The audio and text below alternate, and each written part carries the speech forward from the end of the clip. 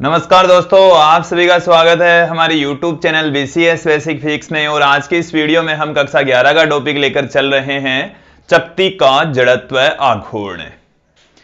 दोस्तों, जो NCERT की पाठ्य पुस्तक है उसका 7 चैप्टर है कणों का निकाय घूर्णन गति, उसका हम अध्ययन कर रहे हैं। और उसमें आज का जो हमारा टॉपिक है वो है चकती के कारण से जड़त्व आघूर्ण। सबसे पहले हम बात करते हैं चकती क्या है। देखिए, वृत्ताकार चकती का अर्थ यह है कि जिसकी मोटाई कम हो और एक सिक्के की भांति हो, वृत्ताकार रूप में हो, मोटाई बहुत कम होनी चाहिए, सिक्के की तरह होती है, तो उस आकृति को हम चकती कहेंगे, डिस्क कहा जाएगा। एक जैसे CD DVD होती है उस टाइप में कह सकते हैं, सिक्के में कह सकते हैं, तो उस व्यवस्था को हम चकती कहेंगे। अब उस चकती की वजह से जड़त्व आघूर्ण क्या होगा, तो उसमें भी हम अलग अलग घूर्णन अक्ष के रेस्पेक्ट जड़त्व आघूर्ण फाइंड आउट करेंगे। देखिए, सबसे पहले हम लेकर चल रहे हैं कि चकती के तल के लंबवत व द्रव्यमान केंद्र से पारित अक्ष के रेस्पेक्ट जड़त्व आघूर्ण। फिर हम अलग अलग घूर्णन अक्ष के रेस्पेक्ट जड़त्व आघूर्ण फाइंड आउट करेंगे। देखिए, पहली कंडीशन क्या है, चकती के तल के लंबवत, चकती के तल के लंबवत, चकती के तल के लंबवत व द्रव्यमान केंद्र से पारित अक्ष के सापेक्ष, द्रव्यमान केंद्र से पारित, द्रव्यमान केंद्र से पारित अक्ष के सापेक्ष, अक्ष के सापेक्ष जड़त्व आघूर्ण, जड़त्व आघूर्ण। देखिए, पहले सर्वप्रथम हमें लेकर चल रहे हैं एक चकती। ये हमारे पास में जैसे कोई चकती है और इस चकती के अंदर जो द्रव्यमान है वो एक समान रूप से वितरित होता है, इस तरीके से एक सिक्के की भांति है, और उसको हमने इस तरीके से दिखाया है। ये चकती इस तरीके से मौजूद है, ये इसका सेंटर है, और यहां से इसके सेंटर से पारित ये हमारे पास में इस के तल के लंबवत और सेंटर से गुजरने वाली अक्ष है, और यही हमारे पास में है घूर्णन अक्ष, यही है घूर्णन अक्ष। और इसके रेस्पेक्ट ही हम जड़त्व आघूर्ण फाइंड आउट करना चाहते हैं। देखिए, एक बार इस चकती को आप देख लेंगे, समझ लेंगे कि इसमें द्रव्यमान है वो एक समान रूप से वितरित है, सिक्के की भांति है,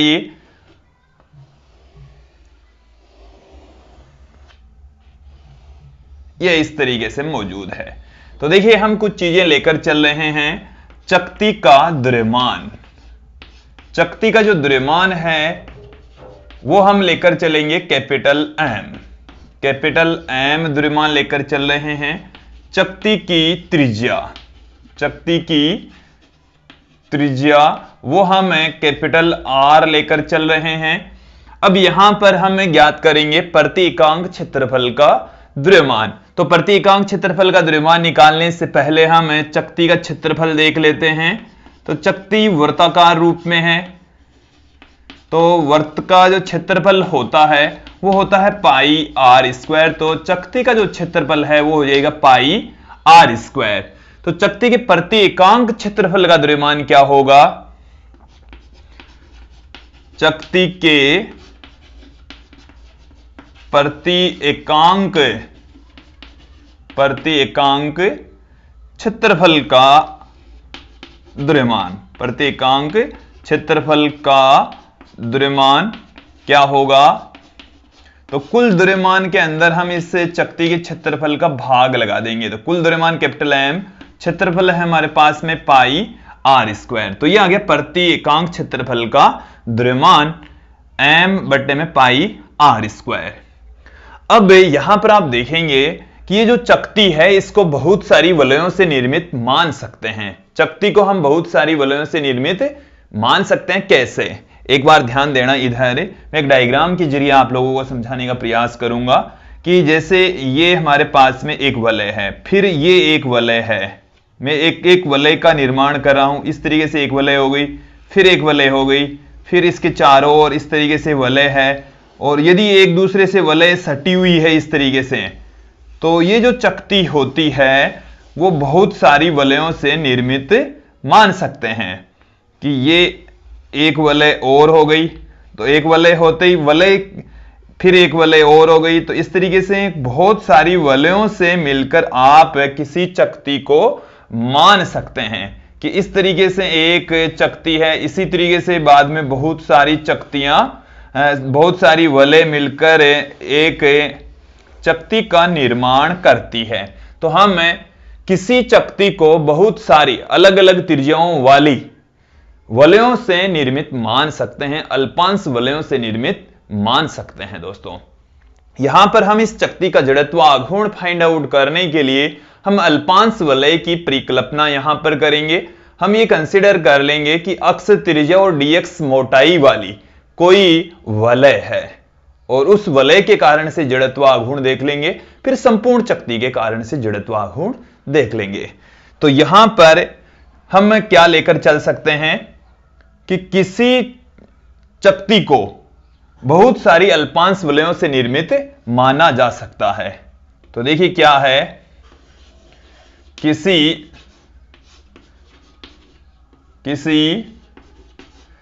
चकती को बहुत सारी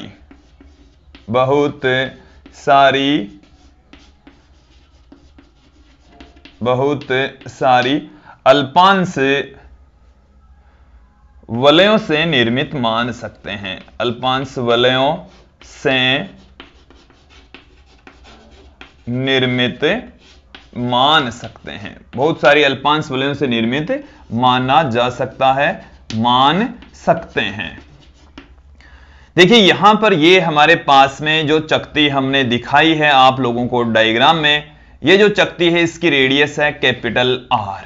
कितनी रेडियस है? अब यहां पर हम ले रहे हैं एक अल्पांश वलय।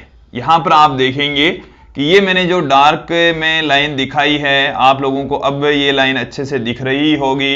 ये जो लाइन है अब की बार हमने दिखाई है ये वाली, ये है अल्पांश वलय। अल्पांश वलय, बहुत सारी वलय है, उनमें से एक ये वलय हमने यहां पर दिखाई है। इस वलय की रेडियस हमने अक्ष कंसीडर कर ली है। वलय की रेडियस कितनी है? अक्ष। और इसकी जो मोटाई है, इस वलय की जो मोटाई है वो हम dx कंसीडर कर लेंगे। इसकी वलय की जो मोटाई है वो हमने कितनी कंसीडर कर ली? dx। तो अब हम इस वलय के कारण से जड़त्व आघूर्ण देखेंगे। तो देखिए किसी वलय के कारण से उस वलय के तल के लंबवत तथा द्रव्यमान केंद्र से पारित अक्ष के रेस्पेक्ट जड़त्व आघूर्ण होता है m × r²। तो हमें इस वलय का द्रव्यमान चाहिए, त्रिज्या हमने अक्ष ली है तो अक्ष वो हमें पता ही है। तो सर्वप्रथम हम बात करते हैं वलय के द्रव्यमान की। तो देखिए क्या आएगा, अल्पांश वलय, अल्पांश वलय का द्रव्यमान, अल्पांश वलय का द्रव्यमान। तो द्रव्यमान को हम dm से लिखेंगे। तो प्रति एकांक क्षेत्रफल का जो द्रव्यमान है वो तो है m × πr²। अब देखो वलय का जो क्षेत्रफल है वो क्या होगा? वलय का क्षेत्रफल, ये अल्पांश वलय ही है, और वलय का जो क्षेत्रफल है दोस्तों समझेंगे आप। यहां पर रेडियस उसकी है अक्ष, तो 2πx तो उसकी लंबाई हो गई और dx उसकी मोटाई हो गई। आप यहां पर देखिए ये वलय है, इसकी रेडियस अक्ष है, तो यहां से इस वलय की जो लंबाई है, यदि इसको यहां से काट कर यदि हम सीधा करें तो ये एक वृत्ताकार रूप में होती है। 2πx इसकी लंबाई है। इसकी लंबाई कितनी है? 2πx। और यहां से यदि आप इसकी मोटाई की बात करें तो इसकी जो मोटाई है वो है dx। तो dx है, तो लंबाई हमारे पास में है 2πx, इसकी मोटाई यहां पर या चौड़ाई यहां पर है dx, तो इसका जो क्षेत्रफल है वो आ जाएगा लंबाई गुणा चौड़ाई, मतलब है 2πx × dx। तो वलय जो अल्पांश वलय है उसका क्षेत्रफल आ गया 2πx इंटू dx। तो एकांक क्षेत्रफल का द्रव्यमान इतना 2πx इंटू dx का जो एकांक क्षेत्रफल का द्रव्यमान m बट्टे में पाई आर स्क्वायर, तो 2πx इंटू dx का जो द्रव्यमान है वो क्या आ जाएगा, इसको इससे गुणा कर दीजिए तो m बट्टे में पाई आर स्क्वायर इंटू में हमारे पास में है 2πx dx। 2πx dx हमारे पास में है। अब उसके पश्चात देखिए यहां से जो कुछ कटपिट रहा है उसे हम काट पीट देंगे।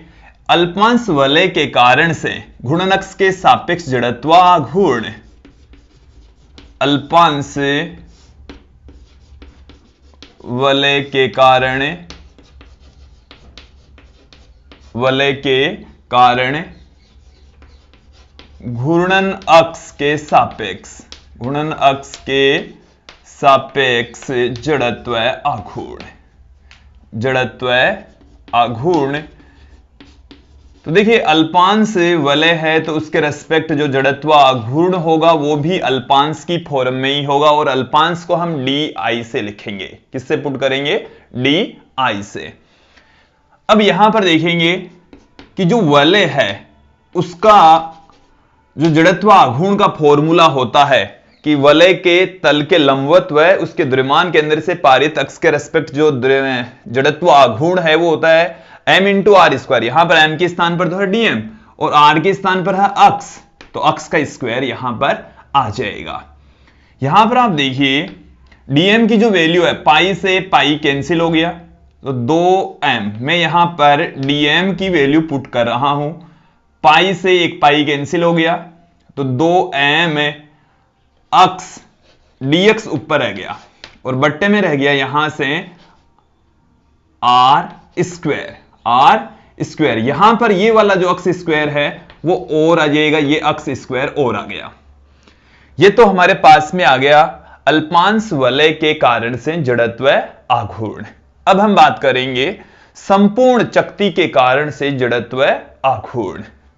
तो संपूर्ण चक्ति के कारण से जड़त्व आघूर्ण फाइंड आउट करने के लिए हम इसको इंटीग्रेट कर देंगे संपूर्ण वलय के कारण जड़त्व आघूर्ण। संपूर्ण वलय के कारण से जड़त्व आघूर्ण फाइंड आउट करने के लिए हम इसको इंटीग्रेट कर देंगे। इसका जो इंटीग्रेशन है वो i आ जाएगा, डी का इंटीग्रेशन आ गया i। अब यहां से इसको भी हम इंटीग्रेट कर देंगे, बट हमारे को इस पार्ट का इंटीग्रेशन करना है। यहां पर इंटीग्रेशन होगा अक्ष के रेस्पेक्ट। अक्ष क्या है, अक्ष है घूर्णन अक्ष से जो अल्पांश वलय हम लेकर चल रहे हैं उसकी रेडियस। तो ये जो रेडियस है वो 0 से लेकर कैपिटल R तक चेंज हो रही है, तो इसको हम इंटीग्रेट कर देंगे 0 से लेकर कैपिटल R तक। ये हमारे पास में आ गया 2m अक्ष क्यूब dx। यहां से देखेंगे अक्ष और अक्ष स्क्वायर अक्ष क्यूब हो गया अपॉन r स्क्वायर। जो कांस्टेंट है उसको हम इंटीग्रेशन से बाहर पुट कर देंगे, तो 2m बट्टे में r स्क्वायर इंटीग्रेशन से बाहर आ गया 0 से लेकर कैपिटल R, इंटीग्रेशन के अंदर रह गया अक्ष क्यूब। ये हमारे पास में आ चुका है। I बराबर हमारे पास में क्या निकलेगा 2m अपॉन r स्क्वायर। यहां से अक्ष की घात 3 का जो इंटीग्रेशन होता है, इसका जो फॉर्मूला है अक्ष की घात n का इंटीग्रेशन का, वो होता है अक्ष की घात n+1 अपॉन n+1। और यदि यहां पर तो लिमिट है तो वो निश्चित समाकलन है, प्लस में c लगाने की आवश्यकता नहीं है। तो यहां से इसका जो इंटीग्रेशन होगा वो क्या होगा, अक्ष की घात 3+1 बट्टे में 3+1। लिमिट हमारे पास में है 0 से कैपिटल R तक 2m बट्टे में r स्क्वायर। यहां से हमारे पास में आ गया अक्ष की घात 4 बट्टे में 4। लिमिट है 0 से कैपिटल R तक। लिमिट पुट कर दीजिए 2m बट्टे में r स्क्वायर। लिमिट अक्ष के स्थान पर पहले अपर लिमिट पुट करेंगे अक्स की जगह हम अपर लिमिट पुट कर दी हमने, r रख दिया, फिर माइनस का साइन लगाकर अक्स के स्थान पर 0 पुट कर दिया तो 0 आ जाएगा।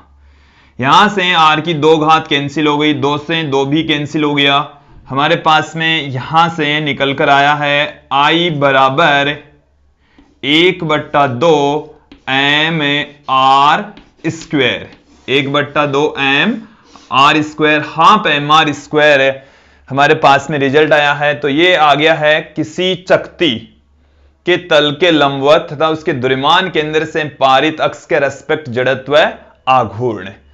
अब यहां पर हम इस चकती की स्पर्श रेखा के अनुदिश, स्पर्श रेखा के रेस्पेक्ट जो तल से लंबवत होगी उसके रेस्पेक्ट जड़त्व आघूर्ण फाइंड आउट करेंगे, इस वाले रिजल्ट को यूज में लेते हुए।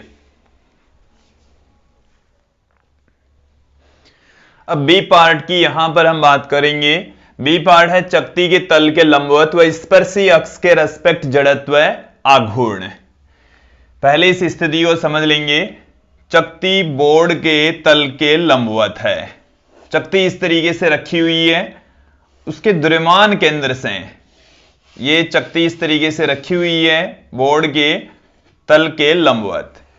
इस अक्ष के रेस्पेक्ट अभी हमने जड़त्व आघूर्ण देखा और इस अक्ष के रेस्पेक्ट जड़त्व आघूर्ण अब हमें फाइंड आउट करना है। देखिए ये जो अक्ष है वो है द्रव्यमान केंद्र से पारित, द्रव्यमान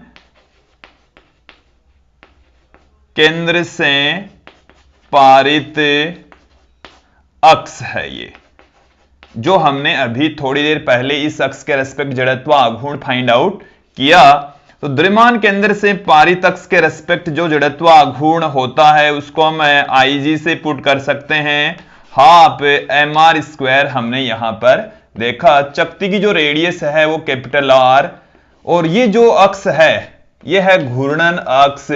घूर्णन अक्ष और द्रव्यमान केंद्र से गुजरने वाली जो अक्ष है उन दोनों के बीच की जो डिस्टेंस है वो है d।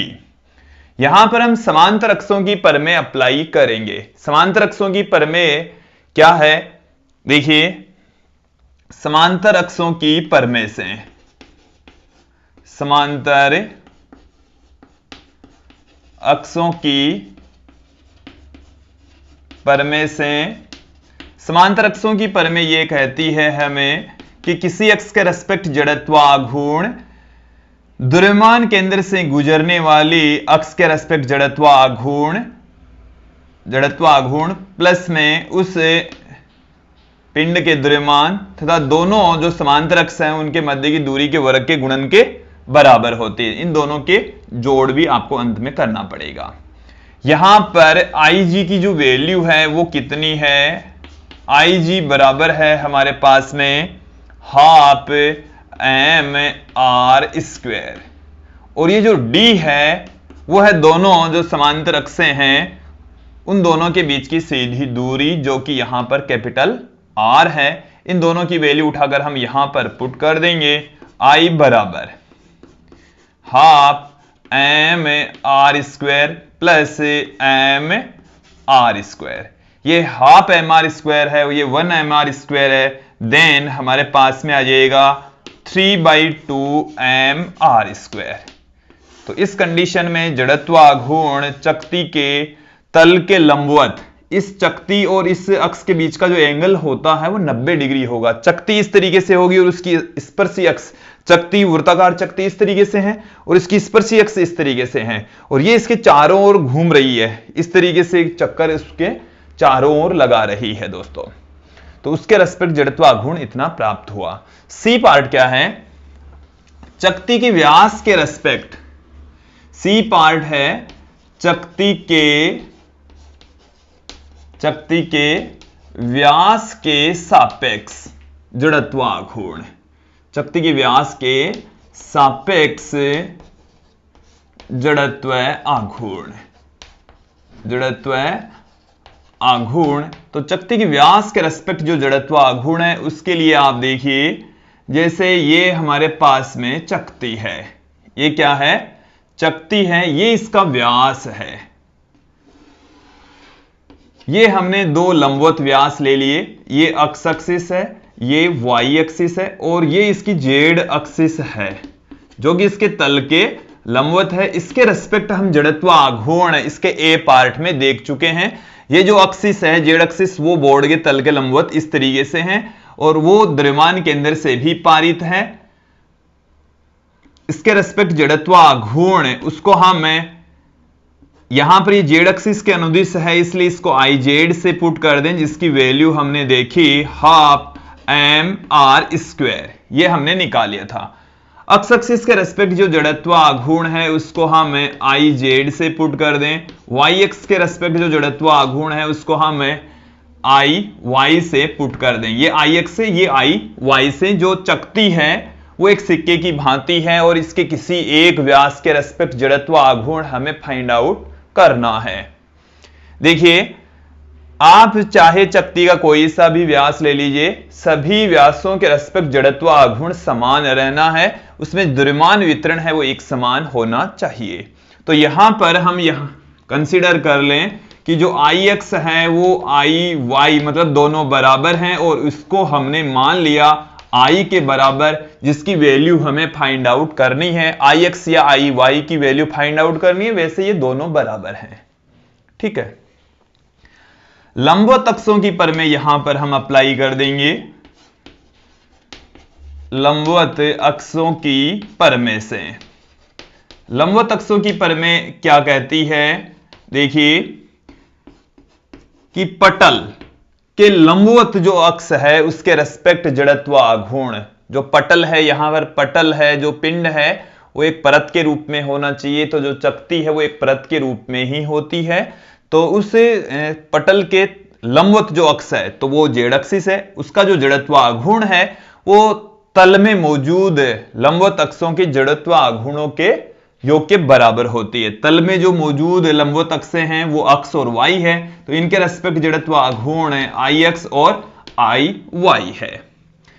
यहां पर आई जेड की जो वैल्यू है वो है हाफ एम आर स्क्वायर। आई एक्स की जो वैल्यू है वो हमने कंसीडर कर ली आई वाई की वैल्यू भी आई, तो 2i बराबर आ गया हाफ एम आर स्क्वायर और आई बराबर हमारे पास में आ गया 1/4 एम आर स्क्वायर। तो ये आ गया है किसी चकती की व्यास के रेस्पेक्ट जड़त्व आघूर्ण आई बराबर 1/4 एम आर स्क्वायर। इसमें एक कंडीशन और रह गई है, तल के अनुदिश इस अक्ष के रेस्पेक्ट जड़त्व आघूर्ण कितना होगा? तल के अनुदिश तथा स्पर्शी अक्ष के सापेक्ष जड़त्व आघूर्ण। चौथी और अंतिम चकती के लिए कंडीशन है कि चकती के तल में तथा स्पर्शी अक्ष के रेस्पेक्ट जड़त्व आघूर्ण। चौथी कंडीशन देखिए, चकती के तल में व स्पर्शी अक्ष के रेस्पेक्ट जड़त्व आघूर्ण, ये हमारे पास में चकती है और ये इसका व्यास है। इस व्यास के रेस्पेक्ट हम जड़त्व आघूर्ण फाइंड आउट कर चुके हैं और ये इसकी स्पर्शी अक्ष है जिसे हम घूर्णन अक्ष कह रहे हैं। इसके रेस्पेक्ट चकती घूम रही है। देखिए कैसे घूम रही है, ये तो स्थिर है और ये यहां से इस तरीके से इसके चारों ओर, यहां से इस तरीके से होती हुई चारों ओर घूम रही है दोस्तों। तो यहां से देखेंगे कि इसकी जो रेडियस है वो कैपिटल आर, द्रव्यमान केंद्र से पारित अर्थात जो व्यास के रेस्पेक्ट जड़त्व आघूर्ण अभी हमने देख लिया है। द्रव्यमान केंद्र से पारित अक्ष है, ये द्रव्यमान केंद्र से पारित अक्ष और इसके रेस्पेक्ट हमने जो जड़त्व आघूर्ण देखा है उसको हम पुट करेंगे आई जी से, आई जी से लिखा जाएगा और वो हमने देखा 1/4 एम आर स्क्वायर। ये इसकी घूर्णन अक्ष है जिसके रेस्पेक्ट हमें जड़त्व आघूर्ण फाइंड आउट करना है। घूर्णन अक्ष और द्रव्यमान केंद्र से पारित अक्ष के बीच की जो डिस्टेंस है वो स्मॉल डी है। अब यहां पर हम समांतर अक्षों की परमें अप्लाई कर देंगे। समांतर अक्षों की परमें से,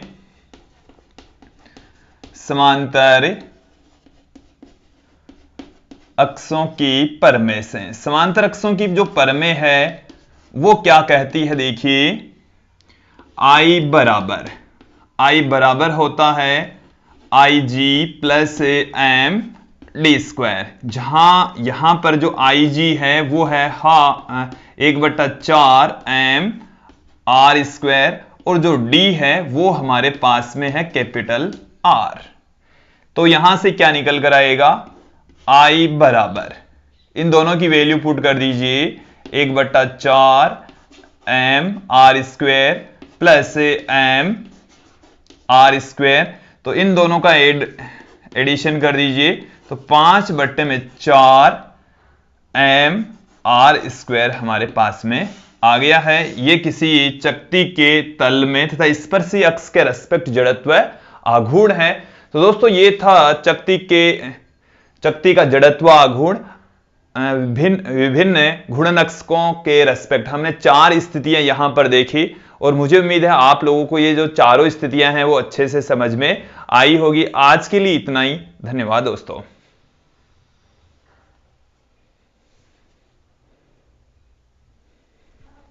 हाँ बस अब लगाओ।